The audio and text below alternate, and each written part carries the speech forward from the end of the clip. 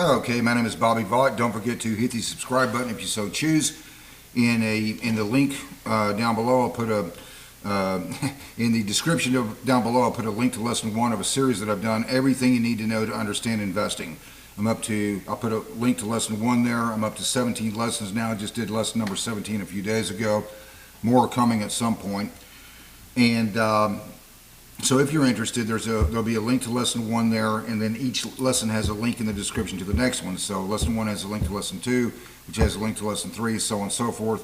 Make them all real easy to find. If you're interested, you will understand investing better than 99% of the people out there. Okay, today's presentation is not about that, however.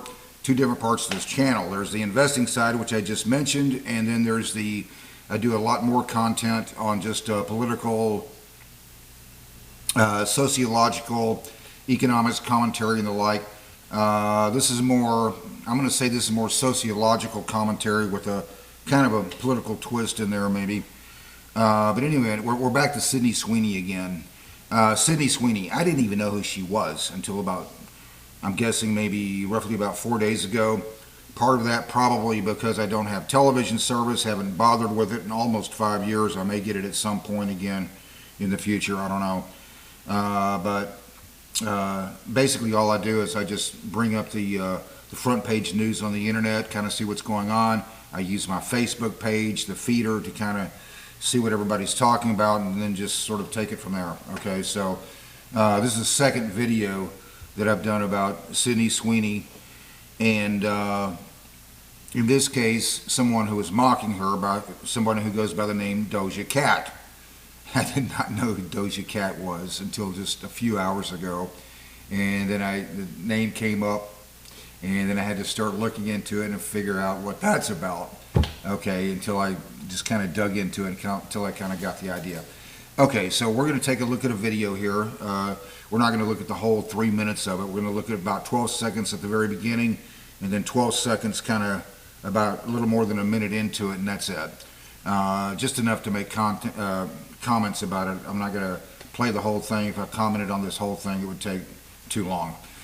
Okay, so let's just take about 12 seconds, look at the very beginning, and then 12 seconds, a little bit more than a minute into it, and then we can make some comments, and here we go. So this is the Sydney Sweeney ad, or part of it, I should say. Genes are passed down from parents to offspring, often determining traits like hair color, personality, and even eye color. My genes are blue. Doja Cat. Okay, so you get the idea. Just advance up to about right here. And this is Doja Cat's response. Genes are passed down from parents to offspring, often determining traits like hair color, personality, and even eye color. My genes are blue. Okay. All right, so you get the idea. First off, Sydney Sweeney doesn't even remotely talk like that. In fact, I looked it up. She doesn't even remotely talk like that. I looked it up. She's actually from Spokane, Washington, upper northwest. My understanding, when I was just doing a quick search on it, is that her parents moved her to Los Angeles when she was 12 years old. And from what I can gather, it seems that they moved her there because she had a burgeoning modeling career at a very young age, and her parents moved to Los Angeles. That would be a place that was, would be more conducive to a modeling career, right? Okay, so in any event, so there's Doja Cat's mocking of Sydney Sweeney. Let's go back, just quick story here. Back in the 1970s, I used to watch this television show. I was in my mid-teens, early teens even. I used to watch this television show called All in the Family. Some of you are a bit older, I'm 64. If you're my age, I'm sure you remember the show. And here's what I'm getting towards. So in this television show, All in the Family, it was a very funny show in many respects.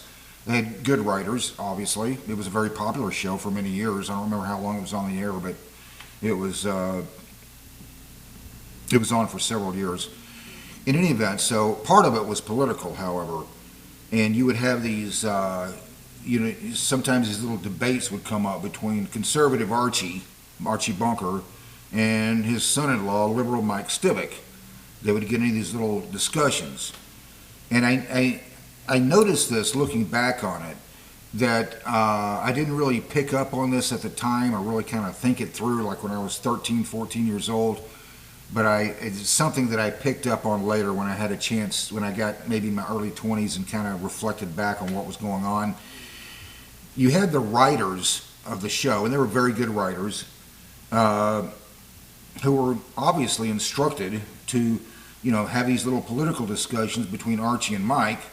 And every time Mike was to be perceived as so much smarter than the conservative Archie, oh, of course, it was, the producers were very leftist. Rob Reiner, and who played Mike, and Carol O'Connor, who played Archie Bunker, are very far left, or leftist, okay? So, I mean, that was part of the show. When I was in my early 20s, 1980s, I was kind of a nerdy kid in those days. Back in the 70s when I was a kid, I used to read like Nation magazine on the left, and I'd read National Review on the right, and I didn't really know where I stood politically, and just kind of trying to figure everything out. Early 80s as a young adult, when I was in the military, in fact, I had a library, and I was at 29 Palms, and I was in the Marine Corps, and I would go to the library, and that was where I discovered for myself George Gilder, then Milton Friedman, Thomas Sowell. This is something I can really put my finger on. And I became conservative, very all about capitalism, because I wanted that economic system that was more conducive to the little guy coming on up and being able to, move upward mobility financially, and so on and so forth.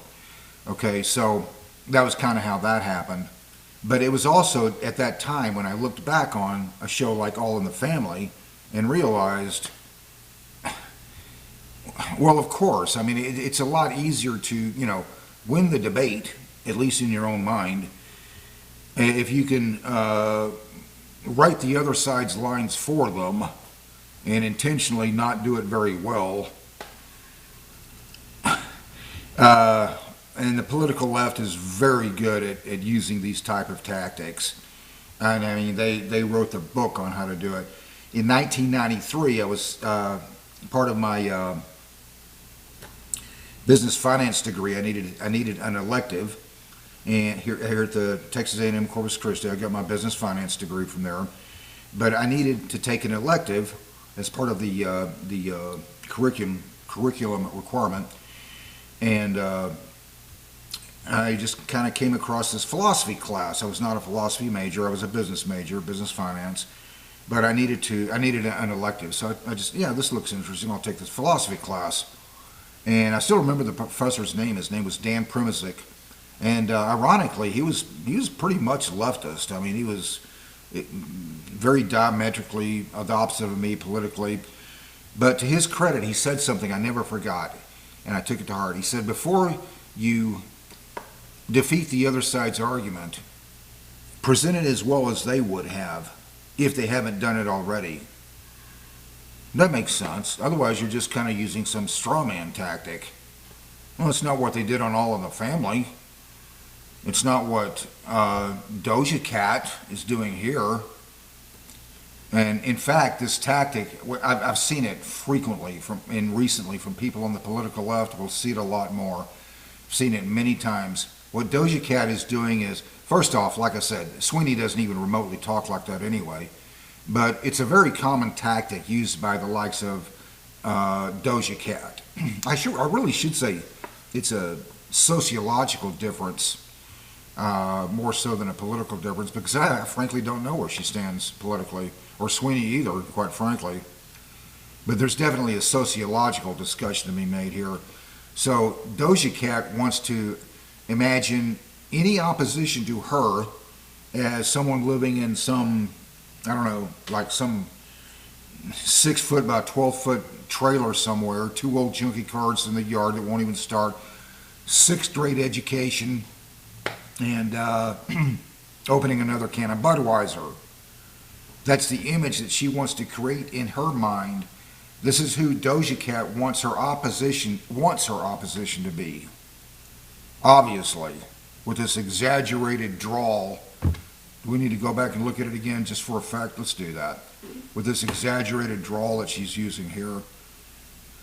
This is so, yeah, okay, let's just one more time for effect. Genes are passed down from parents to offspring, often determining traits like hair color, personality, and even eye color. My genes are blue. Okay, yeah, you get the idea. So, in other words, if she can convince herself that, her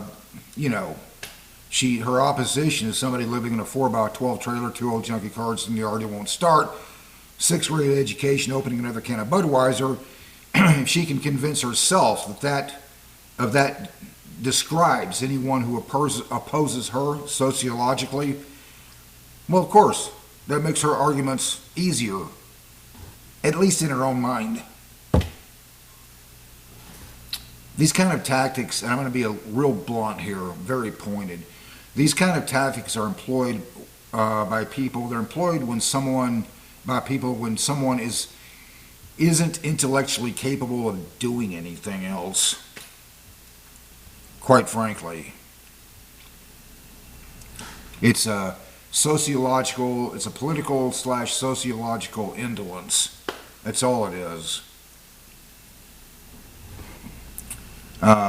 Create the other side's argument for them, intentionally not do it very well, or in Doja Cat's case, she creates this image in her mind of Sweeney that doesn't even remotely describe Sweeney. Why? Because Doja Cat isn't capable of doing anything else. She's not intellectually capable of doing anything else. That's the reason. A discussion indolence. That's all it is. Okay. So, I'm going to just kind of leave it right there. Until next time, hope life is treating you well, and I hope you have a great day.